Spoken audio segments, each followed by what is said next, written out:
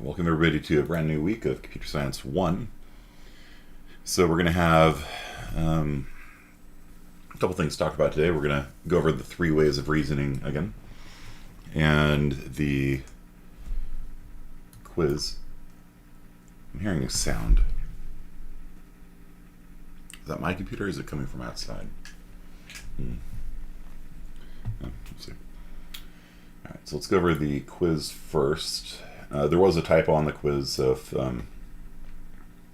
you got one of those questions wrong and you thought you got it right, it very well could have been my mistake. So I've changed the grades on all of them, so the appropriate question was given. Let's see, it's this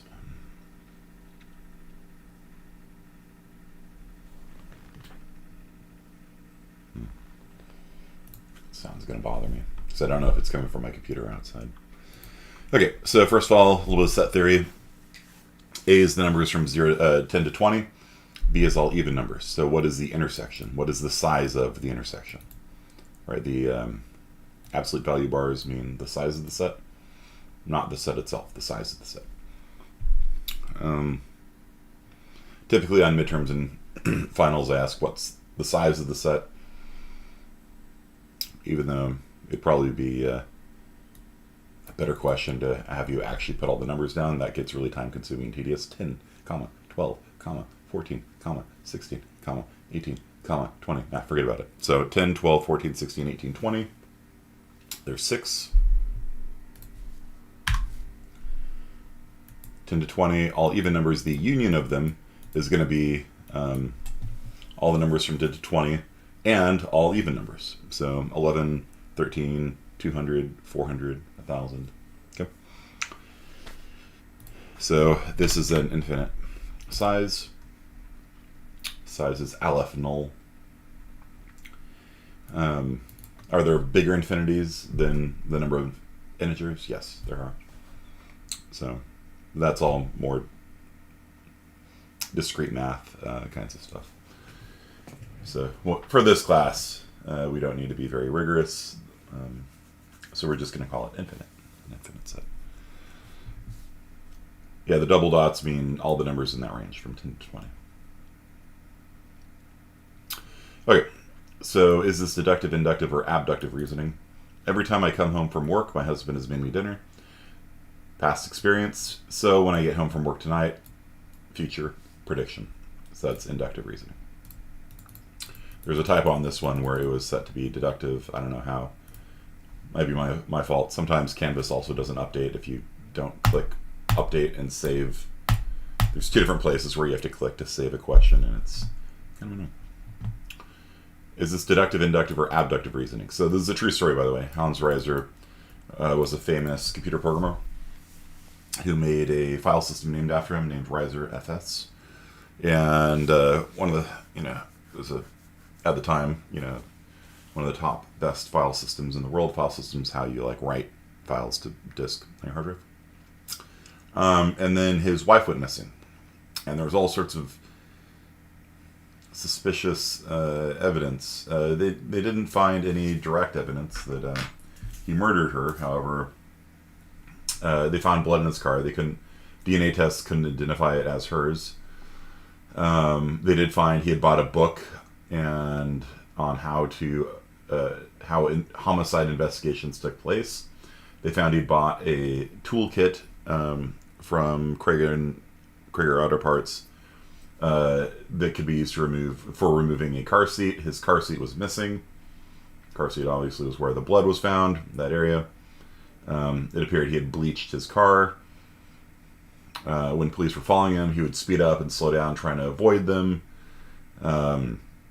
There's something about his car being missing, but then his car wasn't missing, and his mother-in-law was getting inconsistent, stories from him about where his car was or where Nina's car was. And then on the defensive side, one of Hans's friends turned out to be a mass murderer. And so the defense proposed that this buddy of his that was the mass murderer murdered Nina as well. And they also proposed a story where Nina was looking to run off with the kids to Russia.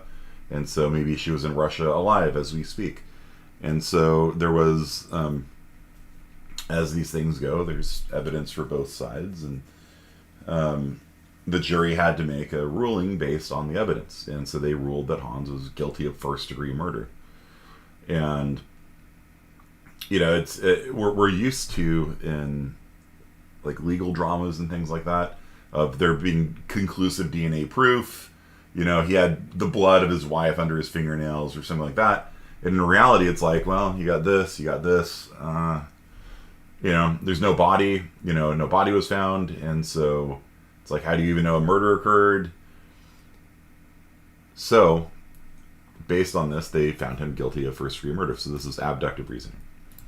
So abductive reasoning is, based on the evidence, you try to make the best guess you can. Okay.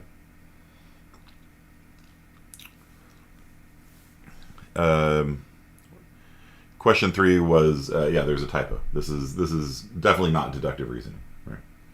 This is inductive reasoning.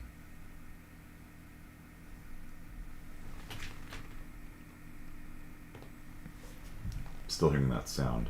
It's going to bug me until I find out if it's my computer or not. So I just switched out my cooler. I switched out a water cooler for an air cooler, because the water cooler always made a small amount of sound and made this, you could hear the pump running at all times. So I switched it out with a knock to an air cooler because it was quiet. But now I'm hearing. Can you guys hear that? Is it coming through the microphone?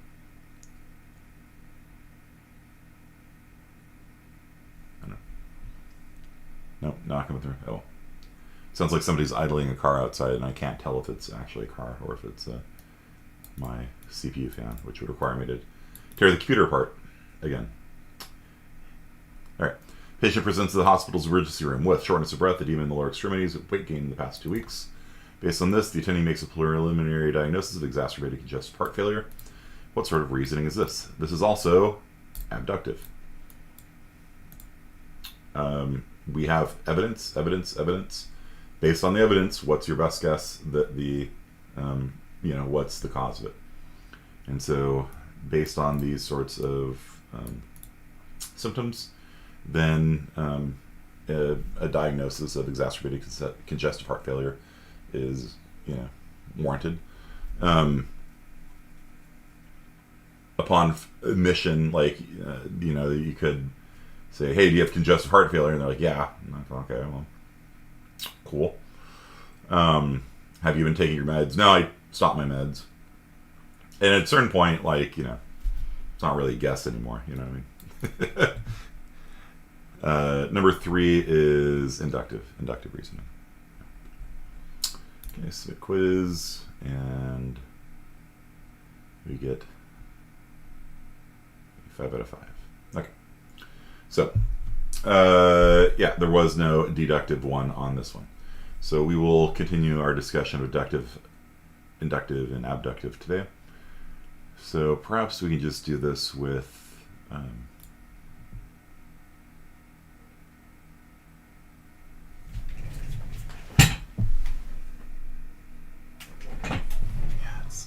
it's going to bother me.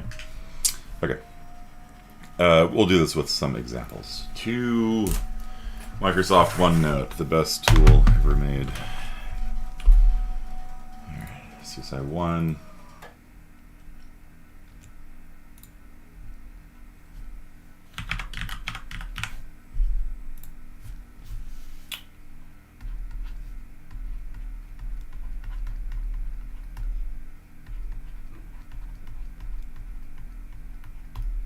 There's only 2 kinds of deductive reason. There's modus ponens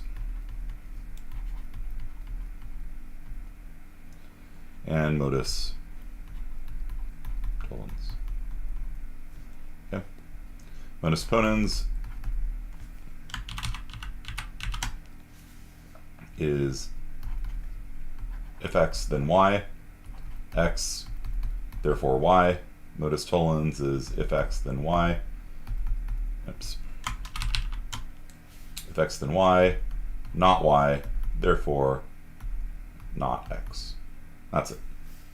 Those are the only 2 things for deductive reasoning, really. And then there's more, you can build more complicated ones. For example, X implies Y implies Z. X, therefore Z, but that's just two modus ponens. And likewise, if you have not Z, then that implies not X, because if X is true, Z had to be true, but if Z is false, that means that X cannot be true, so it has to be false. Okay.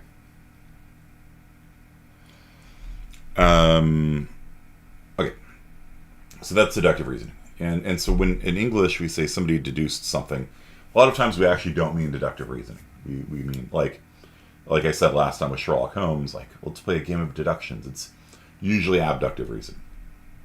So that's deductive reasoning, and there's just two, these are the only two things. And this is what we've been doing all semester, for like the valid, invalid sound, and affirming the consequent fallacy, and denying the antecedent.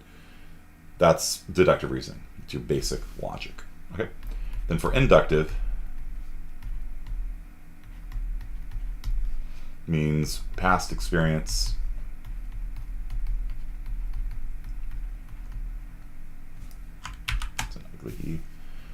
past experience allows us to predict the future. Okay. So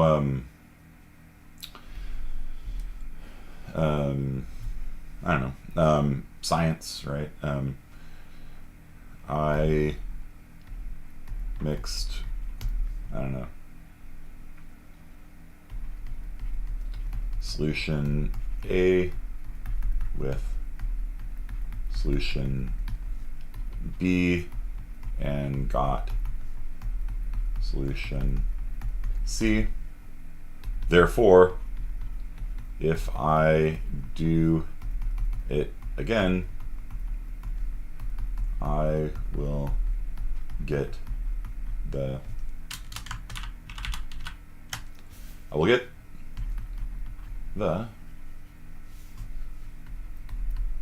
same result. Okay. So that's only a single case, but a lot of times with inductive reasoning, it's like, with things like physics and chemistry, like we're one of the bases of science is that the universe is predictable, that the universe always behaves the same way. It's like one of the foundational assumptions of science was that, if you mix an acid and a base together, you'll get, if they're exactly the same, you'll get water, essentially. Some release of heat or something. I'm not a chemist. But basically, if you do that every time, you'll always get the same result. That's one of the fundamental assumptions of science, is that the universe follows the same rules. Right? Salt and water. Yeah, thank you. And heat, right? It releases heat when you mix an acid and a base together. See that energy release. Okay, I'm gonna pause. I'm gonna step outside for a second because I need to know if this is my computer, if that's somebody idling outside of my house. It's driving me crazy. I'll be right back.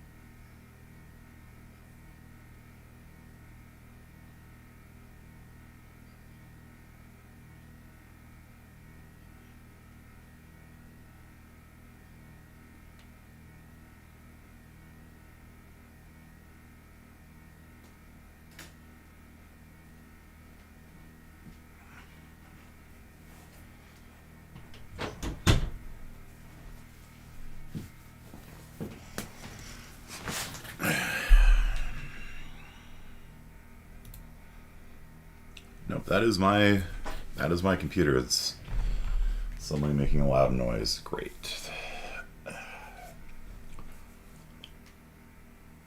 Went from being perfectly silent to some sort of weird vibration coming out of it. Okay. All right. So with science, yeah, maybe you do an experiment once, but other people can replicate it. So one example might be, I mixed A and B, like in the paper,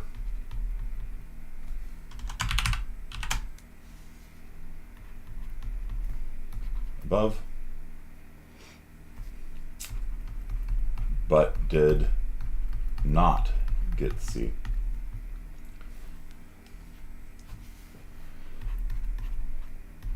Therefore, Elias. Right? And this is how academic flame wars begin. Somebody publishes a result, somebody else tries to reproduce it, they can't, and they say those people are lying. Or they usually couch it very nicely, and they say it failed to reproduce, or something like that. And the first group gets, how dare you, sir? And they say, here, we will run the experiment 5 more times. And look, it reproduced 4 out of 5 times. So, you just didn't do your work enough. You lazy.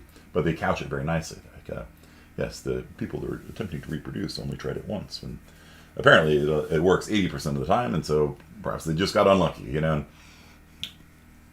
they will go very politely back and forth, skewering each other and destroying each other's academic reputations and careers. Yeah, academic disagreements are amusing. Another example of inductive reasoning would be, at least the hard drive works this time. I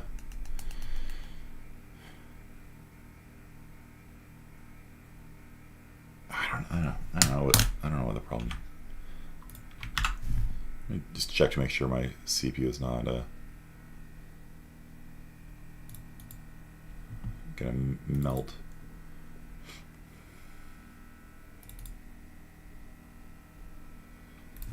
But like another example would just be like let's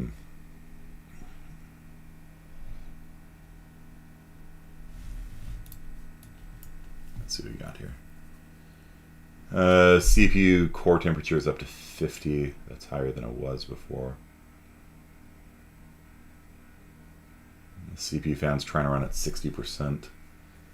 Yeah, I bet it's a new CPU cooler I installed. That's annoying.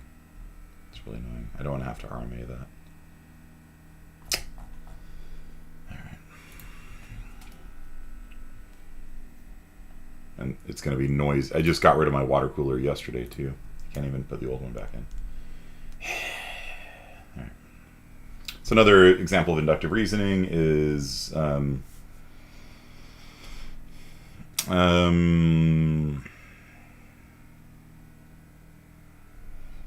Bob is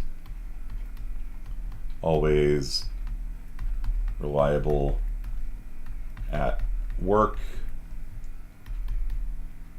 Therefore, we should give this important project to him. Right? And that's a very common sort of thing, right? Like the when people develop a reputation for being able to get work done, they're given more work. And sometimes that's a downside, right? Like you're rewarded by doing work with more work. But like you don't want to have the opposite reputation and get fired. Right? But like in the construction business, if you have a reputation for being able to get things done on time and on budget, then people will want to work with you again. It's one of the big secrets to success, especially as an independent contractor, right? I ran my own consulting business for over 10 years, and your PS4 sounds like an airplane. Yeah, it's got a weird vibration in it right now, so I'm gonna the fan clips onto the the fins of it. So I'm going to take it off and clip it back on and see if that resolves the vibration issue going on right now. So if you are a consultant, you really need to develop your reputation. You always need to make sure to get your stuff done on time, right? If you say it's going to be done on Wednesday by 10 o'clock, you get it done by Wednesday on 10 o'clock. And that's one of the reasons why, in college, we professors try to be fairly mean and vindictive about deadlines, because in the real world, sure, like if I were to send it in at 10:05, like nobody's going to say anything, right? Like I'm like, hey, I've got that final report on this project you did. It's going to say how successful you were. I'll have it to you by 10 o'clock on Wednesday. If I mail it in at 10:05, like it's, not a big deal. But, whereas on Canvas, it'd just be like, you can't do it, it's late. But like, if I don't do it, then they'd be like, where's the report you promised us? Like, oh yeah, I forgot about that. I'll have it to you by Saturday. And then your reputation tanks and they don't really want to work with you again. So you need to develop that reputation of reliability, the reputation of competency. And then when they are thinking about, hey, we got this new project coming up, who should we pick? Like, let's pick Bob, And he always does a good job. Why would you hire somebody that's flaky, that can't get things done on time, turns everything in late, subpar work? Like, no. And that applies in every industry, right? Like just people want to be with competent, reliable people. And so that's inductive reasoning. There's always a possibility that Bob's going to get sick, or maybe just Bob slacks off this one time. You don't know. It's inductive reasoning. Inductive reasoning is not guaranteed, right? But that's all that we have to work on, right? If we've got one person who's reliable and one person who's unreliable, I will pick the reliable person, right? Unless I want the project to fail. Okay. So, yeah. You've got abductive.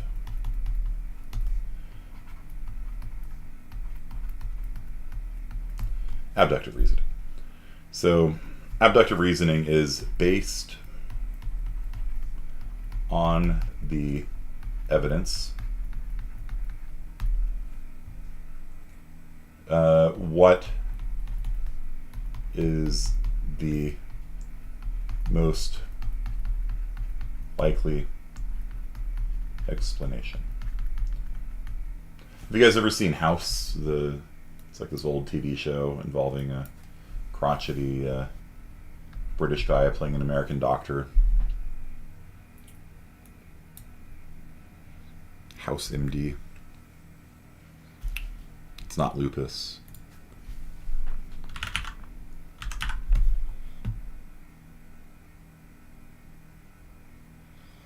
So in every episode of House, it basically... Really, there's no animated GIFs? Okay, well, I guess that's one.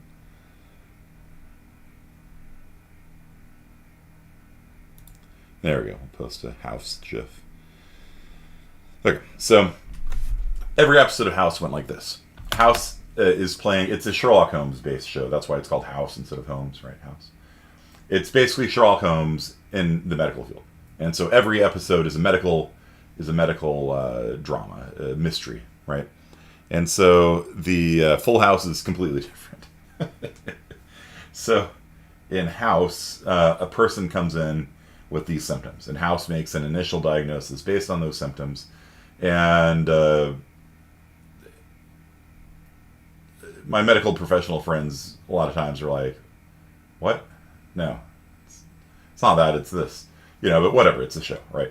And so the doctor makes a best guess based on these symptoms, and, the patient appears to be responding to it, but then something bad happens and blood starts spraying out of their face, like, oh no, our initial diagnosis was wrong, but now we've got these new information, and they send people over to the person's house, they find out they've been snorting rat poison, they're like, oh, it's the rat poison, and then they treat the rat poison, they're like, oh, they got better, but wait, something else goes wrong, and tear gas starts spraying out of their ears, and they're like, okay, there's only one solution. We need to drain all of the blood out of their body and put it back in and reboot them, and then it works, and it's a miracle, and House is a genius, and so it's a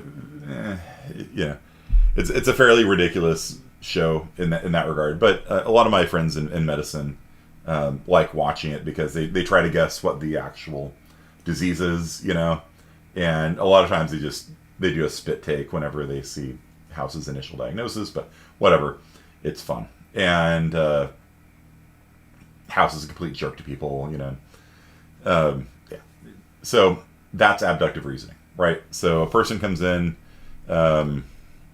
we've got evidence for, you got your pros, you got your cons, you got X, Y, and Z here. That's a horrible Y. There we go. We got A, B, and C here, and then you kind of weigh them, and then you've got the different, things. It could be congestive heart failure. It could be diabetes. It could be, I don't know, rat poison.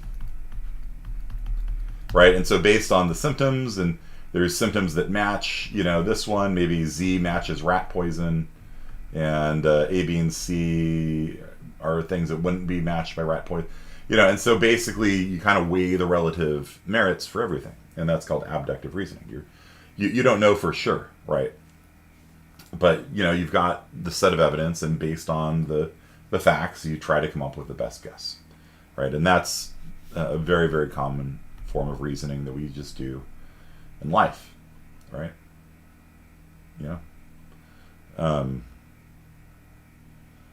What college will be the best college for me, right?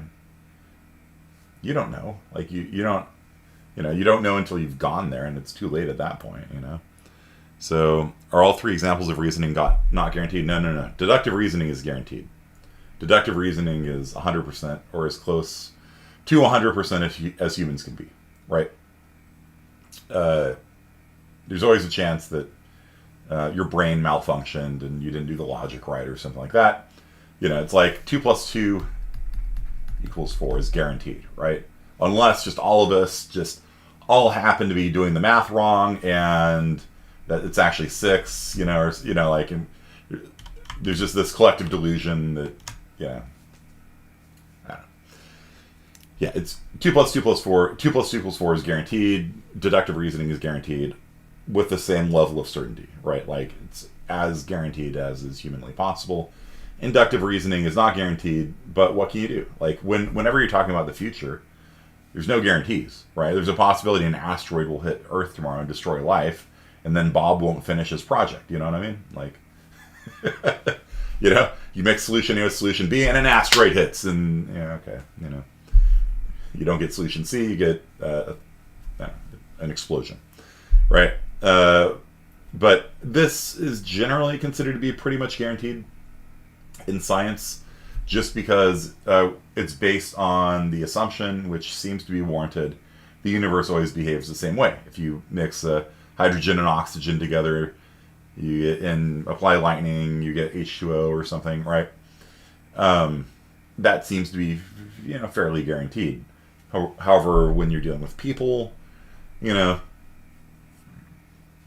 Bob might decide he's gonna, try getting drunk for the first time in his life.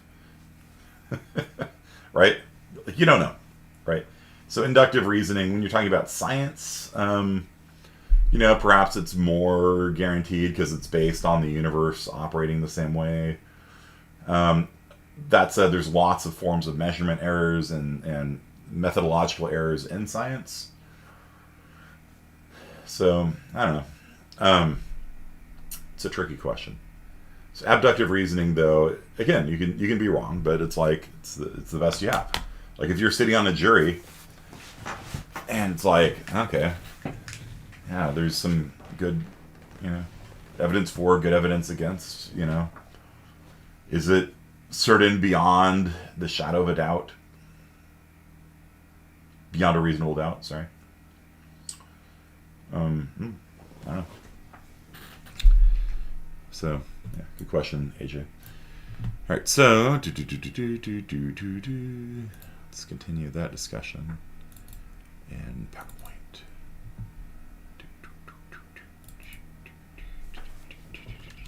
Okay.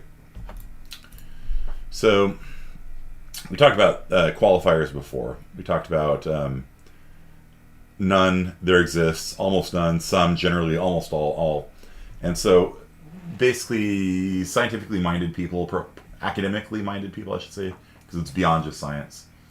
If you were to do a study of French literature in the 1930s, you might say almost all French literature things, books, poems, whatever, don't quote German, right? And somebody might be like, I found one poem that quotes German. You're like, yeah, but I said almost all, because you qualified it properly as an academic. As an academic, you always try to give a good estimate for the range, right? But if somebody said, look, I found everybody used German, then you'd be wrong, right? So it's really important to be precise, and so to say to what extent a claim is true, right? What percentage of poems had German in it? I don't know who cares about that, but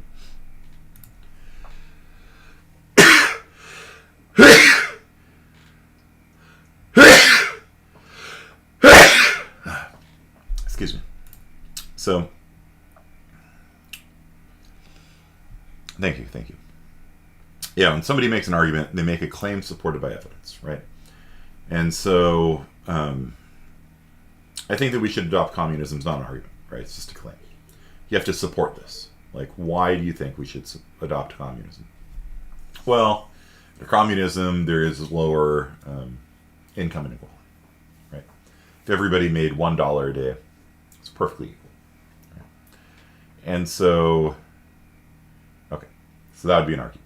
I think we should adopt communism because there's better income equality under communism. Cool.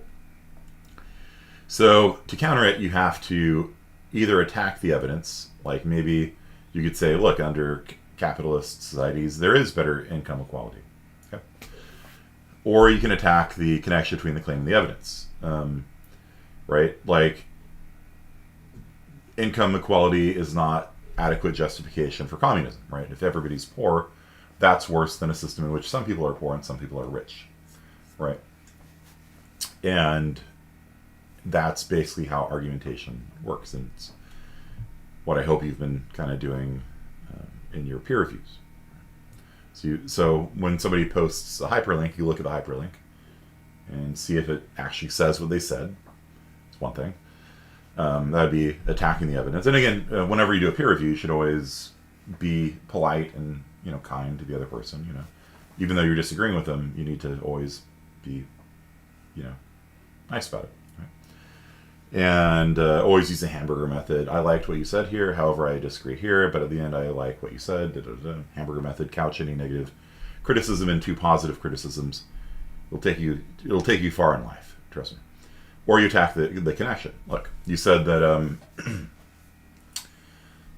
we need to do away with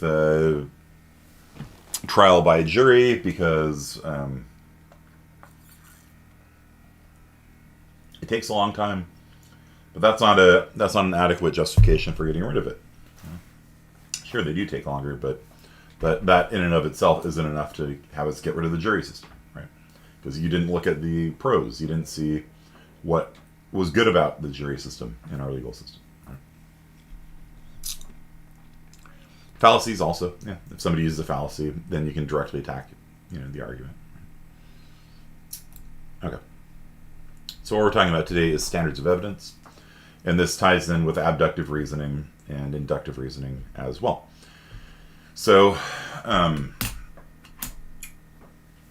if you want to convict somebody of murder, that's a fairly serious charge. It's a fairly serious charge. And it's a very serious charge, actually. And so you need to be pretty certain, if you're sitting on a jury, that the person did actually murder the person in order to convict them. The burden of proof is always on the person making a claim, right? So when a person makes a claim, I think we should adopt communism because they have to provide enough evidence to convince you that you should, right? So the person making the claim has the burden of proof. There is a fallacy called shifting the burden of proof, like, I think we should adopt communism. Person B, I don't think we should. Person A will prove it. Right, so person A makes a claim, I think we should adopt communism. Person B says, I disagree. Person A says, you have to prove it.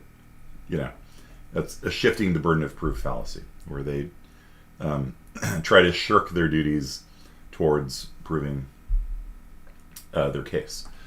Okay, so the burden of proof in a murder trial is on the prosecutor, right? In the recent murder trial of Derek Chauvin, the prosecutor brought forth witnesses saying that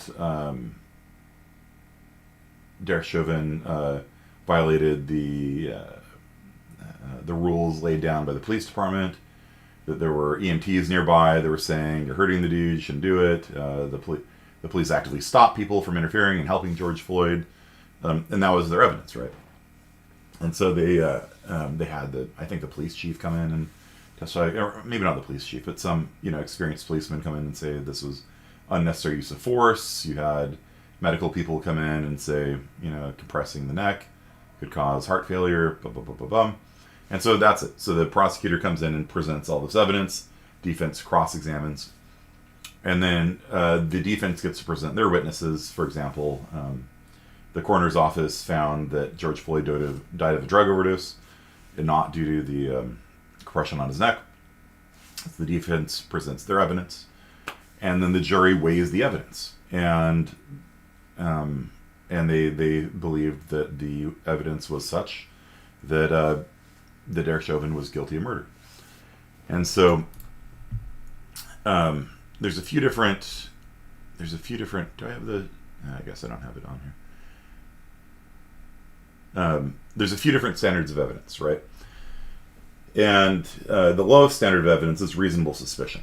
And so, can a cop just go over and search you? No, they can't. Generally speaking. Again, I'm not a lawyer and I'm not giving you legal advice. But in general, a cop can't just walk over and pat you down on the street. They can't.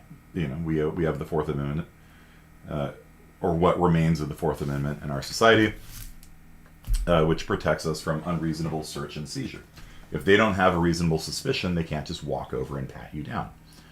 So, if, however, the police are driving by and they hear a gunshot from a car, they're like, "Oh, damn! There's, they can go over and and search. If they are in hot pursuit of a criminal and the criminal dips into a house, they don't need a warrant. They can go in after him.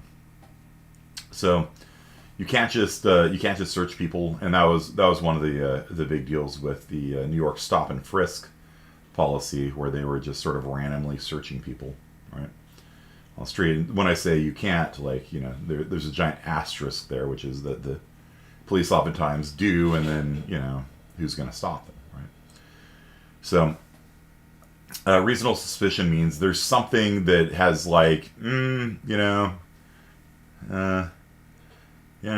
there's something that you can't, there's something that has roused their suspicion, and it can't just be like they're black, or they're listening to headphones going down the street, they're wearing a Bulldogs cap, right? It's got to be more than that if you're gonna legally stop and search somebody. Okay. And you can't arrest them either. Like, let's say you do stop them and frisk them because they have a Bulldogs hat on. You can't arrest them for that, because what crime are you going to arrest them for, right? So reasonable suspicion is enough for a cop to stop you and talk to you, but it's not enough to arrest, right? If, however, they see you've got a gun, there was a gunshot, they walk over, they see a guy with a gun, that's probably enough to do an arrest, right? Probably not like a firing range or something like that, right? But so probable cause, right? So probable cause is what you need in order to get a warrant. So these numbers aren't, I don't think, codified anywhere, but just from talking to different people, it's around 30%, apparently. So if you're at least 30% confident a crime has occurred, you can get a warrant, right? So if there's an anonymous tip that wouldn't they have officers stationed all over NYC just to check people? Yeah, that's what they were doing, right? Like the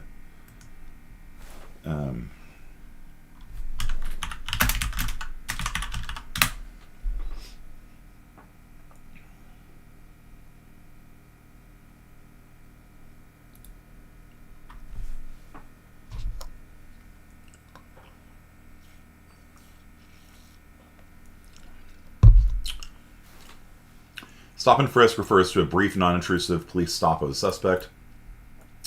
The Fourth Amendment requires that before stopping the suspect, the police must have reasonable suspicion a crime has been or about to be committed by the suspect. If the police reasonably suspect that the suspect is armed and dangerous, they may frisk the suspect, meaning they give you a quick pat-down of their outer clothing. It's also called a Terry stop, which held that the must comply with the Fourth Amendment, meaning it cannot be unreasonable. So, New York added the...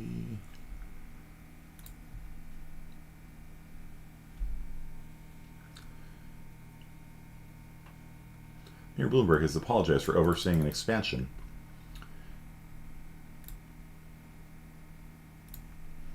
Go away, New York Times.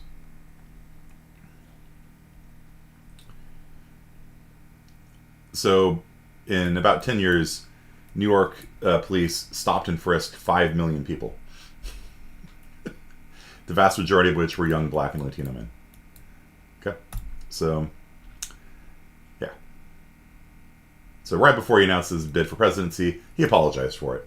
That makes it okay. That makes it okay. Searched 5 million people. So 500,000 people a year or so. Get over here. Yeah. So, yeah. So that's based on a reasonable suspicion, and it was probably unreasonable. And Bloomberg expanded the program, and then prior to running for president, apologized for it, which makes everything okay. That's how it works.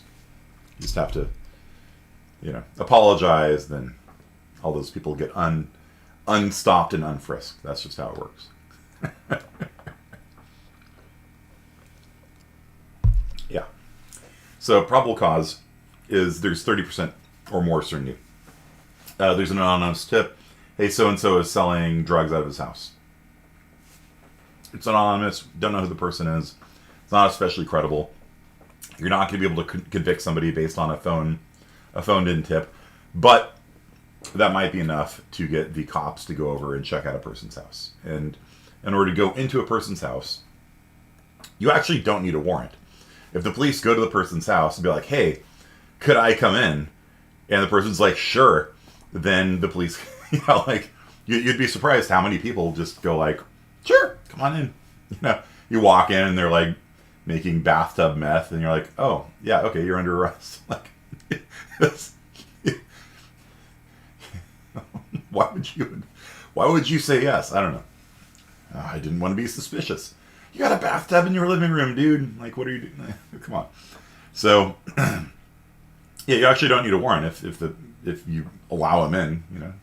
Come on in. Oh, look, there's a dead body there. Got to be a good host. Would you like something to drink? No, I'm good. See, there's a bunch of dead bodies here. I'll pass. And so, if they get enough suspicion that a crime has occurred, they go to a court, and a judge will issue a warrant, and the warrant gives the police permission to search the house for evidence of a crime. And so they'll knock on the door, hopefully. Another big thing these days has been no-knock warrants, right, where the police just kick down the front door and come in. And do they replace that door? They do not. Our front door is expensive. Yes, they are. Trust me, I replaced my front door a year ago. They are not cheap. Let me tell you, they are not cheap, especially if you get a nice door, which I did not. But just installing and the police just come down, they smash down the front door, bust in, and they do that because if you knock on the door and say, please open up, people flush the drugs down the toilet, right?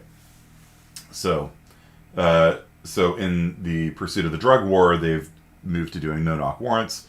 That was what got Breonna Taylor killed. The police kicked down the front door.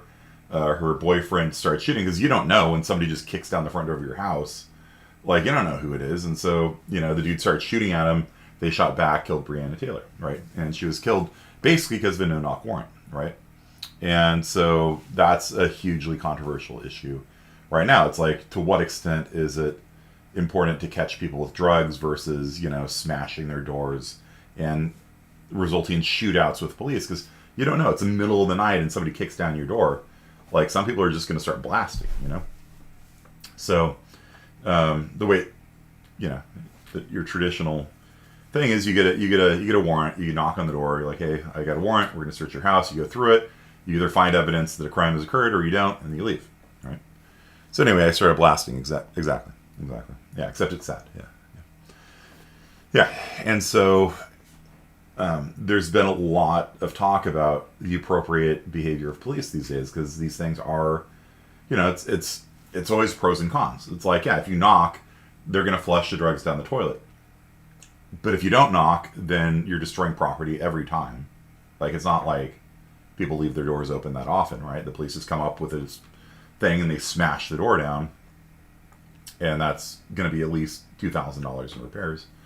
Every time they execute one of these things, they don't pay for it. If they don't find drugs, they don't pay for it. Like, can you imagine, like, somebody calls in a tip, hey, somebody's got drugs at his house. The police come, they smash your front door. Oh, sorry, didn't find anything. Didn't mean to wake you up at 2 o'clock in the morning. Peace. Right? They don't pay for it. They've destroyed entire houses and not paid for it. There was a criminal hiding somebody's house, and the police got out a bulldozer, and they were smashing parts of the house off, and they were firing tear gas, and they completely wrecked this entire house. They left. They didn't pay for it. No. Sorry, there was a criminal in your house. Families out of the mall, they come back, their house is thrashed. They're like, $400,000 of damage. Bye. We got him. Aren't those police just following orders? Sure. Yeah. But, and that's what this discussion in our society has been about over the last year or two, which is like what is the appropriate police policies, I guess, is the best way of putting it. Should we have, should you knock, should you not knock? Either way, you got a warrant, but, what are the pros and cons? Is it worth people like Breonna Taylor dying in order to catch more people with drugs? Right? Because if you knock, they flush the drugs, there's no evidence, you don't arrest them. And that's why a lot of people say they're not worth it, right? Because it's like, sure, you didn't arrest the guy. Okay. But nobody died, right? And you didn't trash people's houses, right? Police blew up an innocent man's house in search of an armed shoplifter. Too bad. Yep. It's a thing, and so this is a big conversation we're having in our society right now, right? So, probable cause is not enough to get an arrest, but it's enough to get a search so that you can get an arrest, maybe. So preponderance of evidence is the next higher standard. So the lowest is reasonable suspicion, which is, I don't know, 10% maybe, somewhere in there. It's not fixed in the law, I don't think. Maybe you're like 10%. Somebody's going to commit a crime or has committed a crime. Reasonable suspicion. Probable cause, 30%. Preponderance of evidence, 51%. And so this is the standard of evidence used in a civil case. So if you are a carpenter, this is actually I met a guy at small claims court. He was a carpenter. He built some shelves for a rich dude in La Jolla, and the dude didn't pay him. And so he was sitting there in small claims court filing the paperwork next to me when I was suing my stupid homeowners association. And basically, it's like if he comes into that court and he's like, here are the pictures. This is the before. This is the after. No shelves. I put in, a cabinetry, whatever. Here's my invoice. He didn't pay. Then based on the preponderance of evidence, and the other guy could just, what is the other guy going to say? Like, no, he didn't do it. That wasn't him. Some other guy. Right? My word against his. Who can tell who's telling the truth? Then the small claims guy would look at it and be like, yeah, I'm not 100% convinced because it is your word against his, but at the same time, he's got photographs, he's got an invoice, he had a thing, he drew out a blueprint. Here's his receipts from Home Depot buying the stuff, and what do you have? And so small claims, most lawsuits, I guess, are won on the evidence, right? So if you guys are ever going to go into business, always make sure you record all of your business transactions, all of your communications with people. Like I won a case against Maricopa County in Arizona. It's the area around Phoenix, because I had better documentation than they did. I was hired to go out to teach teachers computer science. and I had it all planned and scheduled, and I sent a follow-up email about, I don't know, a week or a month before I was supposed to head out, and they're like, we canceled you. I'm like, what do you mean you canceled me? It was all set up. And they're like, well, we didn't hear from you, so we canceled it, and you're in breach of the contract, or we're canceling the contract. I'm like, the hell you are. And so we go into court, and there's a mandatory mediation, and I sit down, I'm like, here's January and February and April, here's everything, it's all set up. I bought, everything's planned, and then I send a follow-up email, like, about a month before, like, hey, we're still on, right? And that's when they decide to cancel me for not having communicated in a month or two? I don't know. And the guy looks at it and he's like, no, Maricopa's full of shit. 100%, all the money they owe you remaining on the contract, they have to pay to you, and all of your legal fees, 100% win, And I was like, good feeling. So I got my entire contract cashed out without having to do any work for them, and they paid for my lawyer. So thank you, Maricopa County. Do business with you guys anytime. But it's preponderance of evidence, and usually you just have your evidence and they have their evidence, and the best they could do was like, we sent him an email and he didn't respond. And I'm like, what email? I've got all of my emails from you guys here. I don't see an email from you. Show it to me. And they're like, yeah, well, we can't find evidence that we sent you an email. And the guy just looks at them. He's like, that's your entire case. Your entire case is that you sent him an email that he didn't respond to, so you're canceling the contract, and you can't find a copy of that email. It's on your outbox. It's on your sent folder. And and he looks at me, do you have a copy? I'm like, I don't have a copy. I mean, I don't delete anything from these guys. It could have gone spam filtered, who knows? But I have no record of this, and they have no record of this. So what the hell are we doing here? And the guy's like, yeah, all right, 100%, Kearney wins. So it was, yeah, like as far as I can tell, they're just lying. I think they just made the whole thing up because they tried doing this with all the different people, trying to steal their money, basically. Okay, so yeah, preponderance of evidence, 51% certainty, good enough. You win a civil case with 51%. Beyond a reasonable doubt is used in criminal trials. So there's a difference between civil court cases and criminal court cases. With civil, you just need 51% certainty, right? And I obliterated Maricopa County on the evidence, right? Flawless victory. Yeah, exactly. Like, I had all the evidence, they had nothing. And what was funny is that they walk in with this giant, like, 3-ring binder. I'm like, what the hell do they have there, Like, what is this, This is their evidence. It looks really impressive. And you have to look at each other's evidence, right? Prior to a case beginning, you have to trade evidence. And I'm looking through it, and I'm like, none of this is anything. Like, they were just printing out agendas from, like, April, like, 2 years before. Like, they just printed out anything they could find related to the project that I was working on. I'm like, none of this has anything to do with anything. So I slid it back. I'm like, these guys got nothing. They got nothing. So beyond a reasonable doubt, those used in criminal cases. The criminal cases is beyond a reasonable doubt. So you can always have a reasonable doubt that somebody didn't do something, but there's not really a plausible reason to believe otherwise. So to convict somebody of murder, you got to be 80, 90, somewhere in there, percent certain the person actually murdered somebody. It's not 100%, right? And then you can convict somebody of a criminal case. The standard of evidence is higher for people in criminal cases, okay? Because we don't want to convict innocent people. So, if we lack evidence, if we don't have any evidence for something, do we assume it's true? Do we assume it's false? There's a video blogger named Matt Dillahunty who proposes a thought experiment where you got a jar of jelly beans, and he claims that the number of jelly beans in the jar is even, and Y is to claim the number of jelly beans in the jar is odd, and X and Y are opposites, right? So if X is true, Y is false. If X is false, Y is true. So if you assume that the claim is true, if you don't have enough evidence and you assume the claim is true, you get a contradiction. If you assume something is false, if you don't have evidence, you get a contradiction. So either way, if you assume that without evidence, if you don't have enough evidence for something, if you assume it's true or you assume it's false, you get a contradiction, right? And so the best thing to do in the case when you don't have enough evidence is to be neutral on it, right? To just not assume something's true or false until you have enough evidence kind of to weigh in. And that is our talk for today. So we'll pick this up on Wednesday, and I'll see you guys then. And I'm going to go kick my computer a little bit.